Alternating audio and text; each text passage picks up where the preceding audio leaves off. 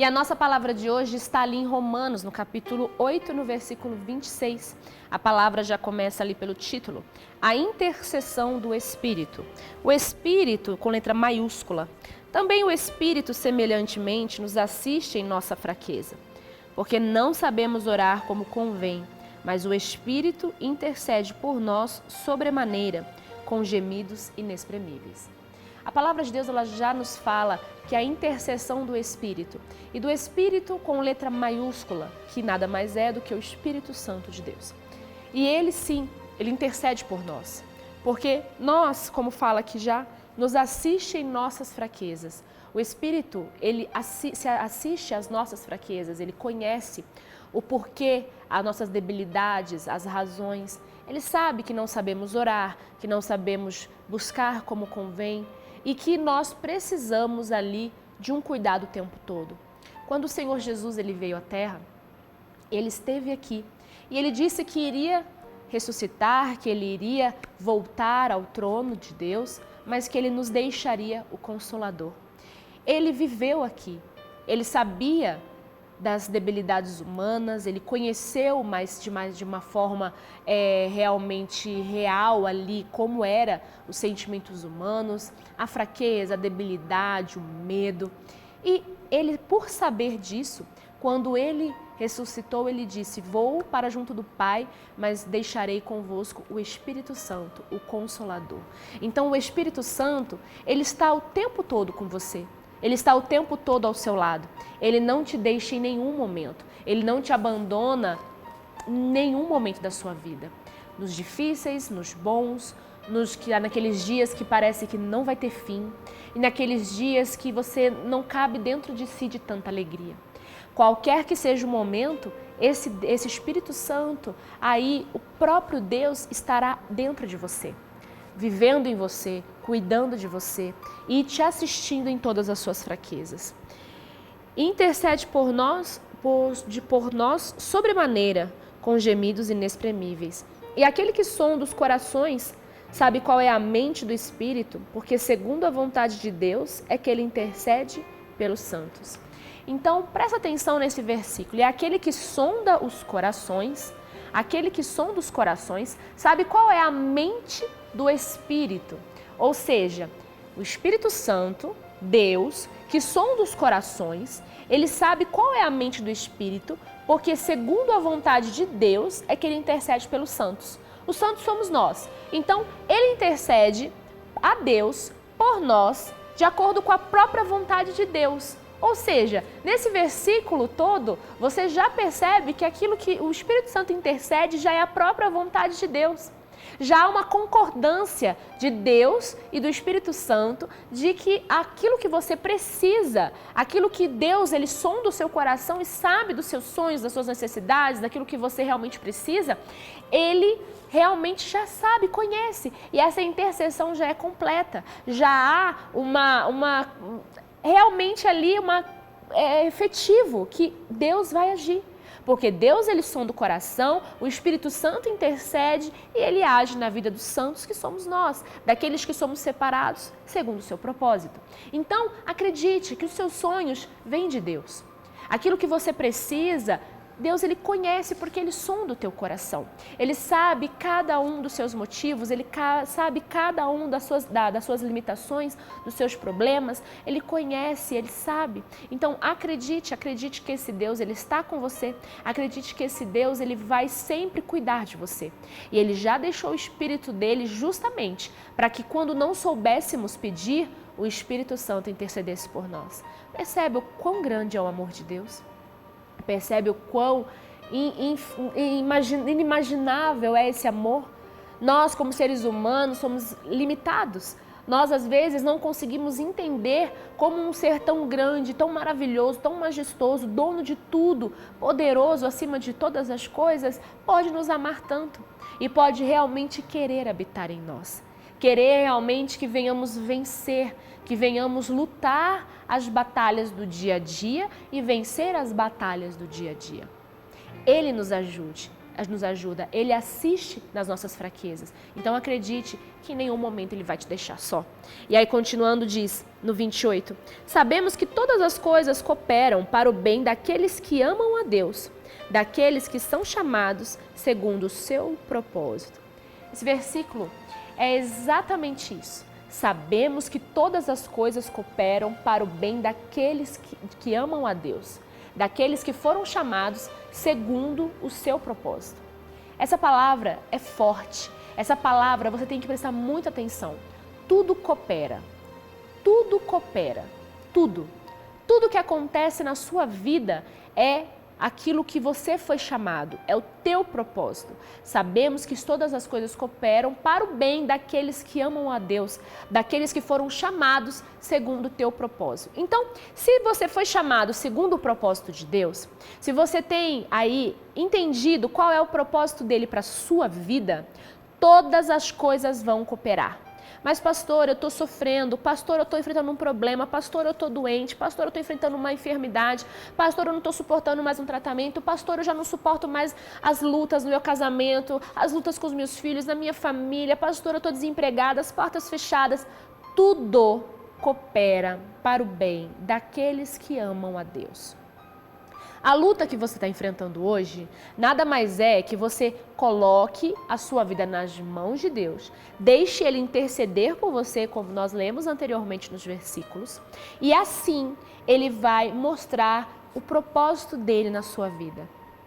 Nós fomos chamados para glorificar o nome do nosso Senhor Jesus, glorificar o nome de Deus. É isso que Ele quer. Ele quer que venhamos mostrar ao mundo o que esse Deus poderoso Ele faz na vida daquelas pessoas que entendem o propósito dele na vida de cada uma.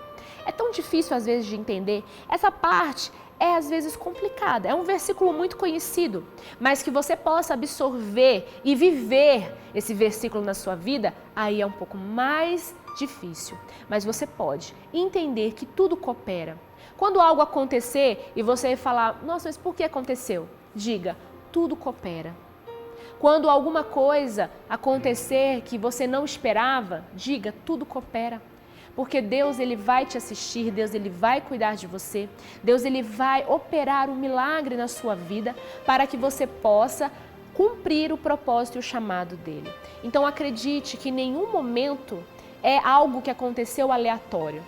Não é. Nada que acontece é aleatório. Eu sempre costumo pregar isso nas reuniões de pastoras, missionárias, daquelas que estão no altar juntamente conosco, que cuidam também, que vivem a vida no altar. Tudo é Deus, tudo. Quando você passa uma dificuldade, é Deus. Quando você tem as alegrias, é Deus. Quando você está chorando, Deus. Quando você está sorrindo, Deus.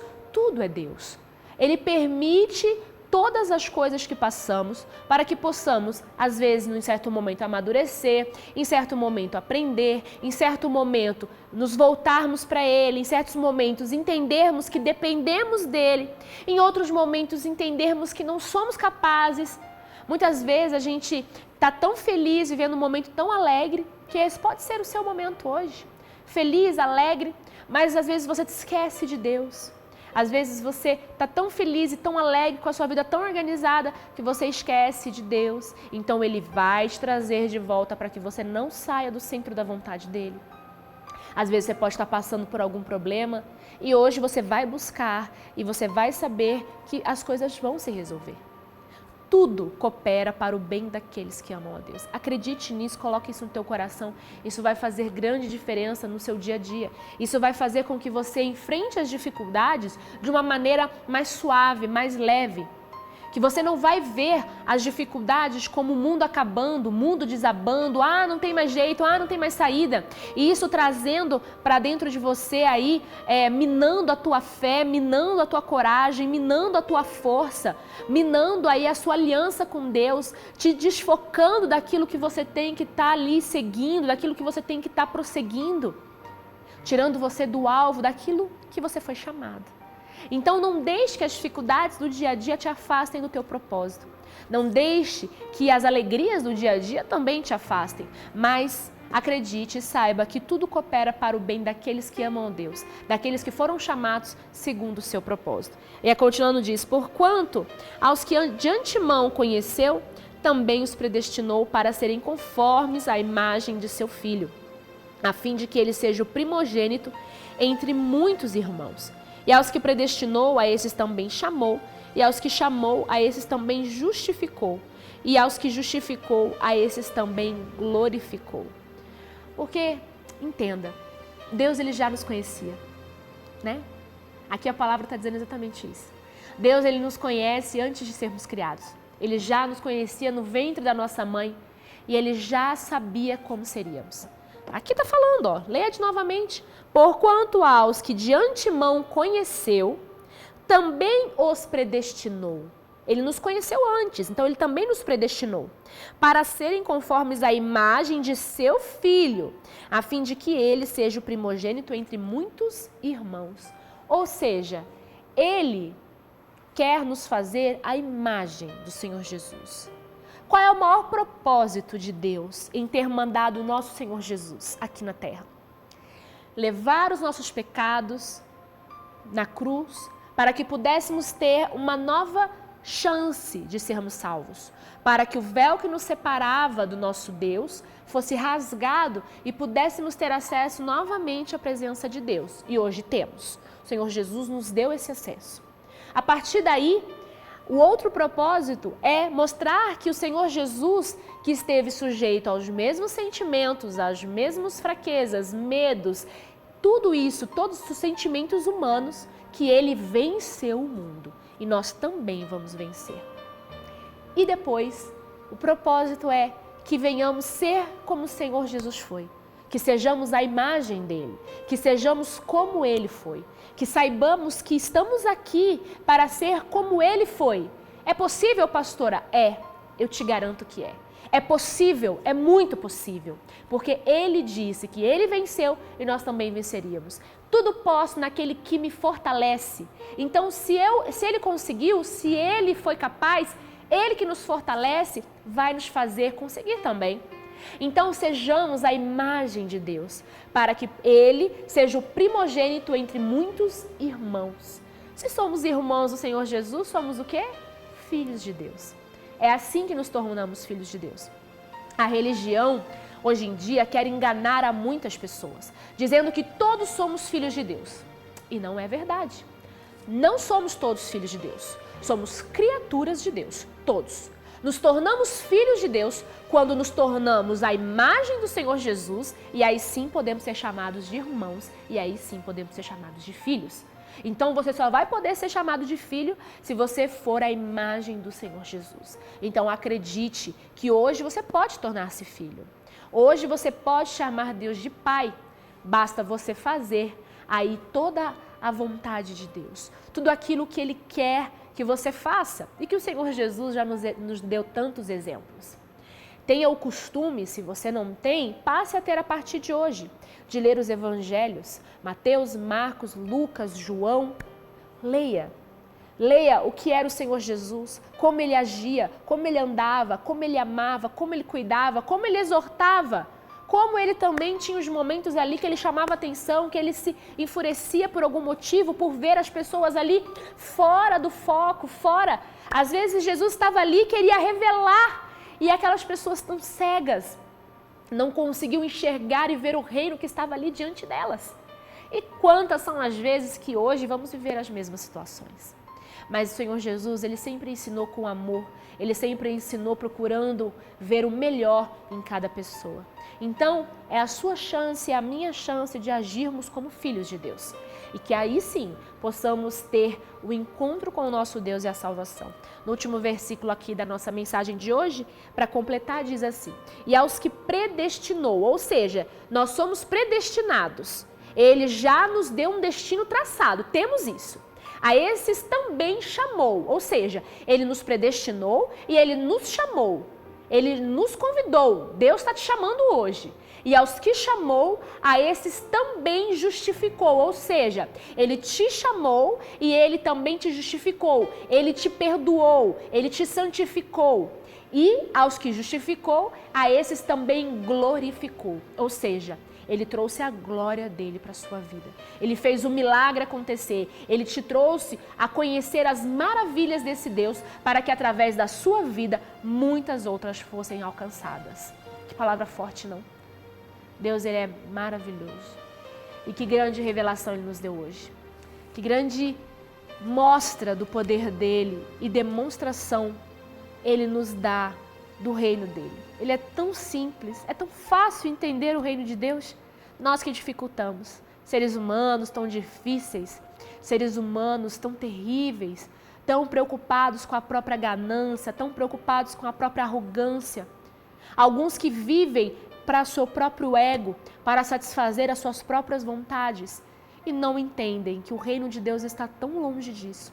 E quanto mais você se preocupar com a sua vida, quanto mais você se preocupar com aqui, o terreno, com o que as pessoas dizem, com o que você acha que precisa, com aquilo que te preocupa, mais distante você vai estar do reino. A palavra diz assim que, em primeiro lugar, temos que buscar o reino de Deus e todas as demais coisas nos serão acrescentadas. Então, busca o reino de Deus, busca ser filho de Deus, busca agradar a Deus. Todas as demais coisas lhe serão acrescentadas. Você não precisa se preocupar. Você não precisa se preocupar, se tornar aí uma pessoa ansiosa, preocupada, uma pessoa que não, olha, eu quero, cadê, meus Deus, mas cadê, eu quero um milagre. Não! Busca o reino de Deus.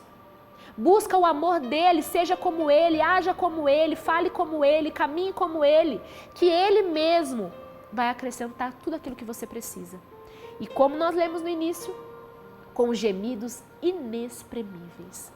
Quando você não souber, ele vai ali tirar para Deus, espremer aí da sua alma, do seu espírito, aquilo que nem você consegue realmente falar, aquilo que nem você realmente consegue dizer, aquilo que você não consegue expressar. Esse Deus é perfeito, ele é perfeito. Imagina que nem para orar ele depende de nós, nem para buscar a ele depende de nós, até isso ele faz por nós. Basta você viver para ele, basta você acreditar, confiar, ele está no controle de tudo.